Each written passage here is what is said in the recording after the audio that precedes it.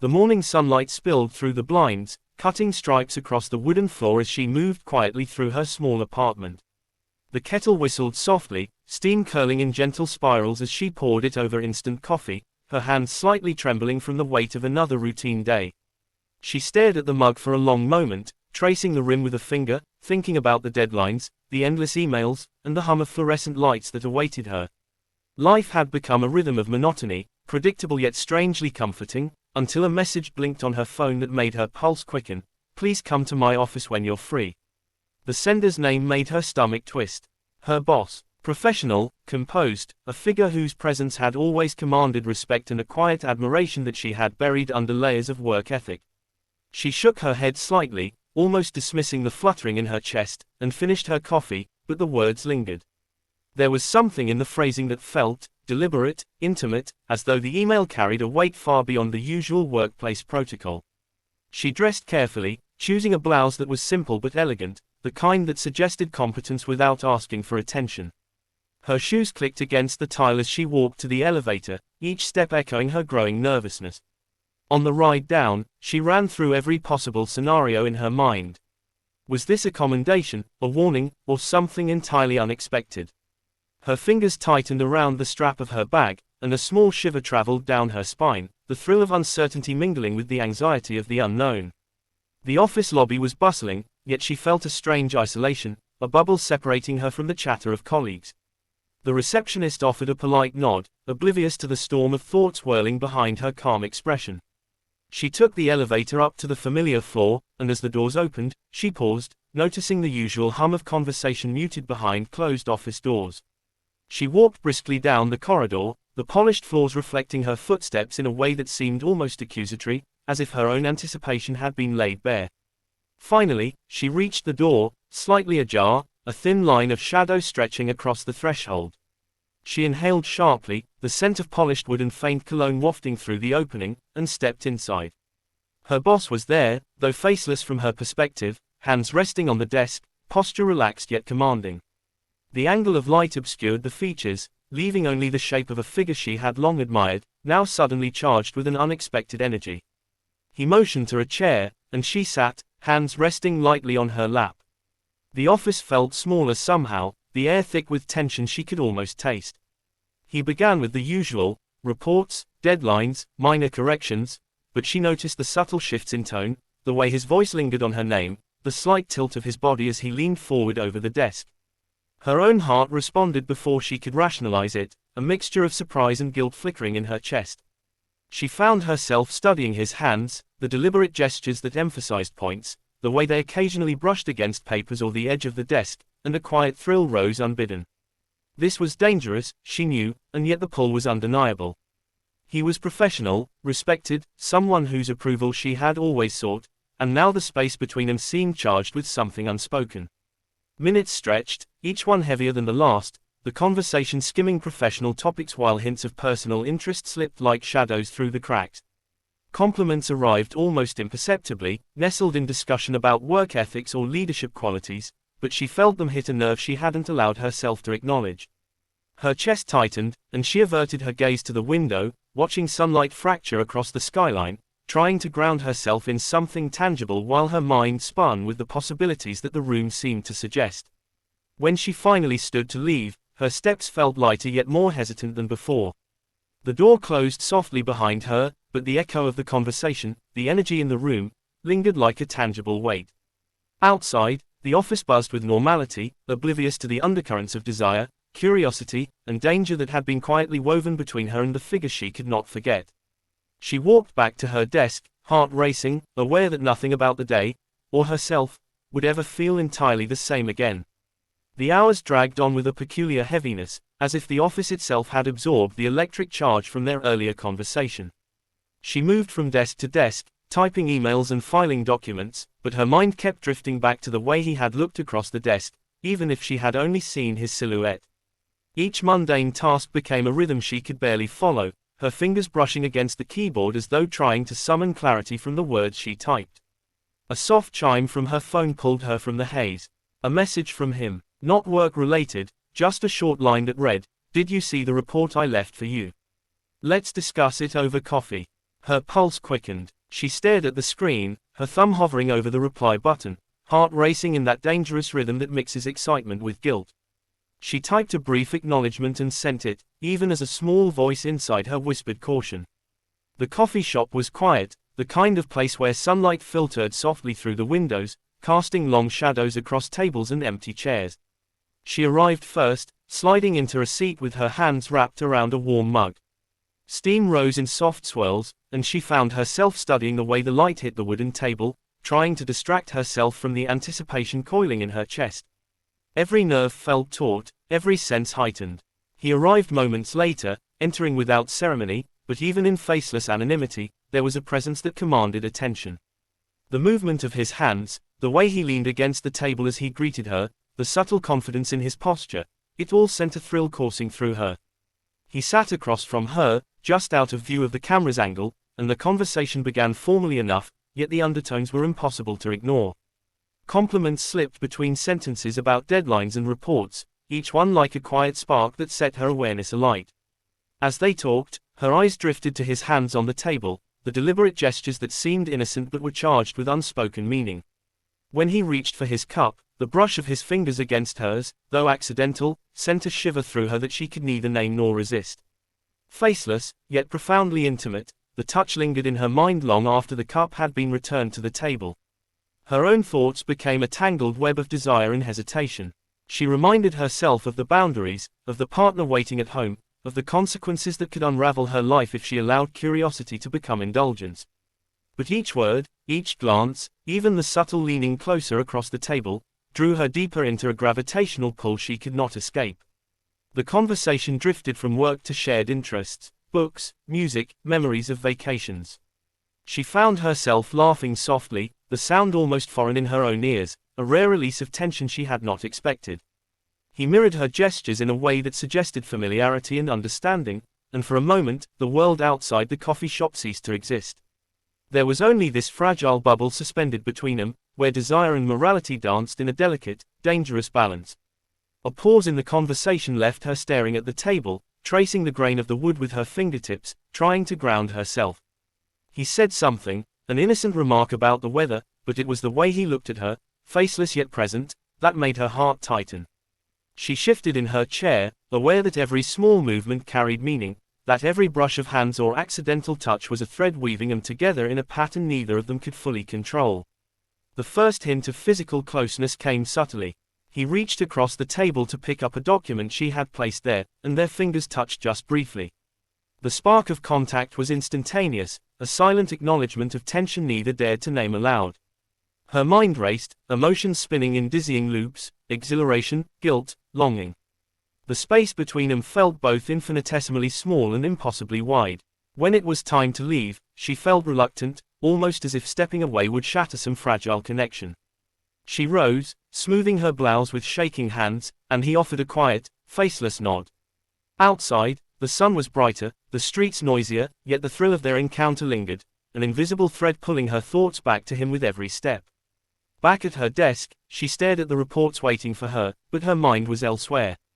Every word she typed felt automatic, every email sent with a distracted hand.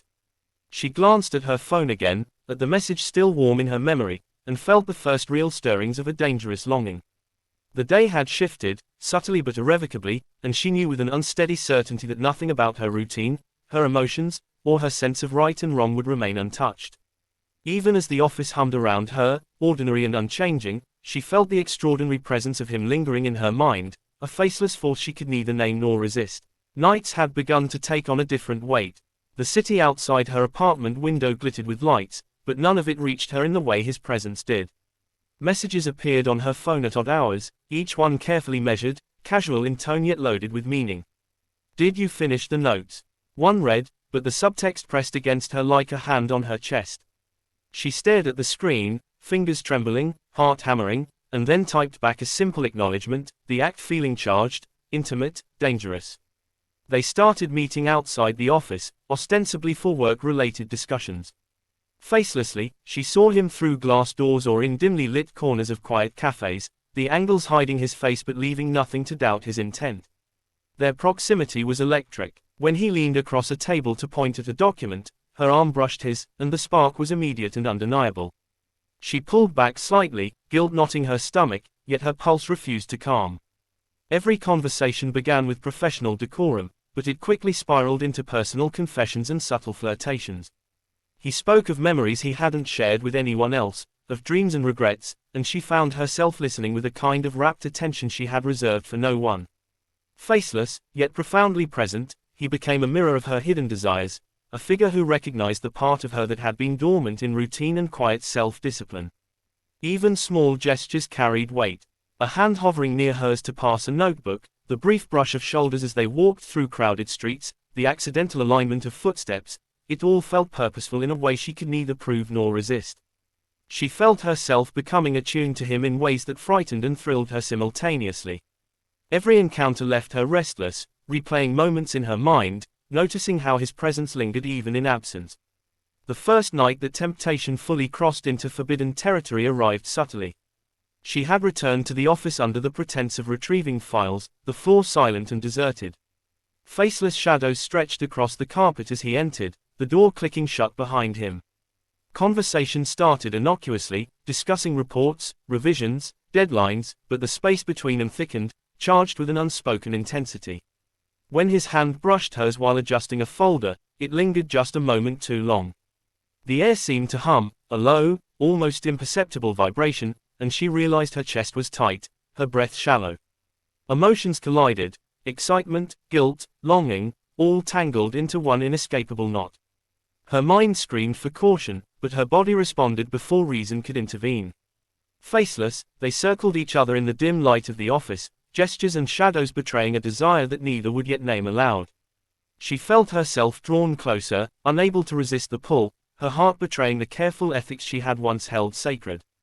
They began communicating through subtle signals beyond words. Notes left on desks, messages with layered meanings, faceless glimpses in hallways that spoke volumes without a single spoken sentence. Every interaction built upon the last, weaving a tapestry of temptation and emotional intensity that consumed her thoughts. She felt caught in a current that was exhilarating and terrifying, an undercurrent of desire threatening to drag her from the steady shore of her ordinary life. Her private hours became a battleground between longing and morality. She found herself lying awake, staring at the ceiling, replaying moments, the brush of fingers, the tone of his voice, the casual nearness that felt charged with unspoken promises. Guilt gnawed at her, yet desire refused to loosen its grip.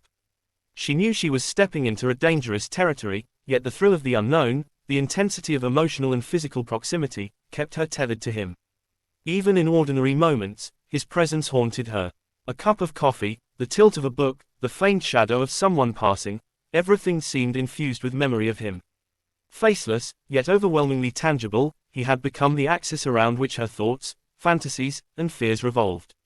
Every step she took toward normalcy only reminded her of the forbidden connection waiting in the shadows, an invisible tether pulling her closer, deeper into a world she had once only imagined.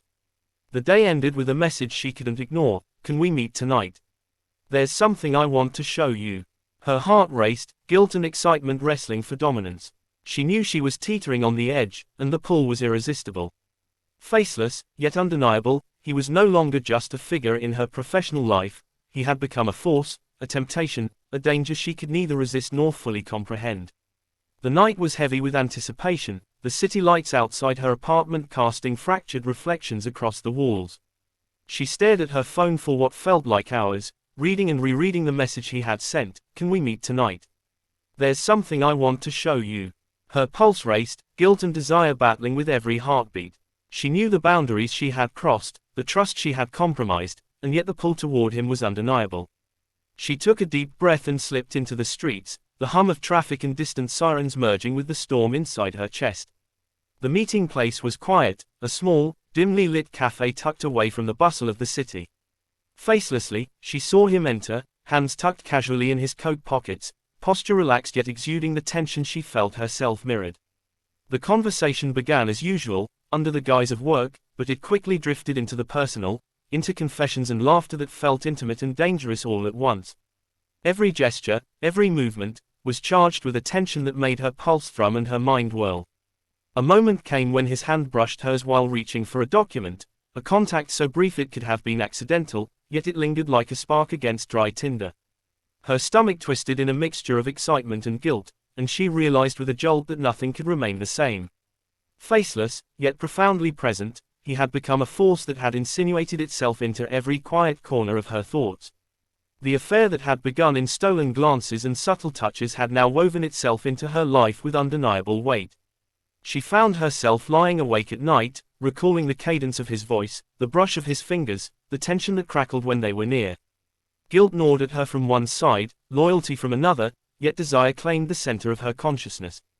The world seemed fractured into before and after, a line she had crossed and could not uncross. The consequences began subtly but unmistakably. A message from her partner went unanswered for longer than it should have, and she noticed the quiet questions in her mind about where her loyalties truly lay. Her professional life, too, began to feel different. Every glance from colleagues, every whisper in hallways seemed loaded with suspicion she could not place, as though the world itself had begun to shift around the secret she carried. When the moment of exposure finally arrived, it was not dramatic, no shouting, no confrontation, but in subtle, piercing ways. A message left open, a note glimpsed by the wrong eyes, a shadow of recognition in his expression that she could not decipher. Facelessly, the realization hit her, the illusion of control was gone, and she was caught in the consequences of her choices. Panic, shame, longing, all collided in a turbulent wave that left her breathless and trembling. She retreated into solitude, seeking to untangle the mess of emotions she had created. Rain streaked the windows of her apartment as she sat with hands wrapped around a steaming mug, replaying every moment, every touch, every glance that had led her here. Facelessly, she traced the rim of the cup, wishing for clarity, for a way to undo what had been done, yet knowing that some lines, once crossed, could never be erased. The final confrontation, when it came, was quiet but unyielding. Words were spoken carefully, measured with restraint, and her partner's disappointment filled the empty spaces between them. She felt herself shrinking under the weight of the gaze, aware of the trust she had shattered, the betrayal she could not hide. Faceless, yet deeply affecting, the moment was a reckoning, a mirror reflecting both the thrill she had chased and the damage it had wrought. By morning, the city seemed sharper, more vivid, the air tinged with the consequences of the night. She walked through familiar streets, each step a reminder of the path she had taken and the lessons she had learned. The affair was over, at least in its overt form, leaving only memories, shadows, and an ache that would not easily fade. She carried with her the realization that desire could be intoxicating, dangerous, and irreversible, and that the choices she made, however fleetingly thrilling, bore weight beyond the moment. In the quiet of the office later that week, she noticed the empty chair across from her desk, the faint echo of footsteps, the subtle absence that spoke louder than any confrontation.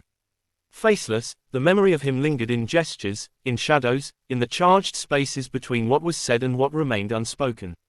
She breathed slowly, gathering the fragments of herself, aware that life would continue, but nothing about her perspective, her heart, or her understanding of trust and longing would ever be the same. The chapter had closed, but the echoes of desire and consequence remained, invisible yet undeniable, a quiet testament to the power of temptation and the fragility of human choice. Faceless, yet hauntingly real, the experience had carved itself into her memory, leaving lessons learned the hard way and a sense of self forever altered.